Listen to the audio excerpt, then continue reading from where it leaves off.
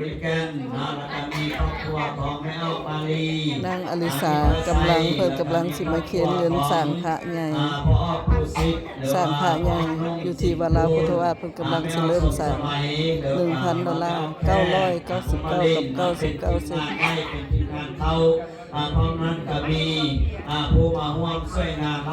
โมทนานำเด้ออลิสาแล้วมาจากวอสเตอร์โมทนาโดยเฉพาะก็มีไม่เข้าง่ายผู้เทียมผู้สกุลนี่มีแม่คำแพงพนาวงศ์นี่มีแม่ผู้วันแก้วเมืองมีแม่ทองขันพงศ์สิทธิ์แล้วก็มีแม่หนูพุทธสวัสดิ์มีแม่วันนี้เนาะแล้วก็มีแม่ผู้สีแก้วเรืองประเสริฐแล้วก็มีนู่มีคองขอโทษด้วยภาษาอังกฤษเนาะภาษาอังกฤษแล้วก็มีครอบครัวแคลิวอนมีครอบครัวคำเพชร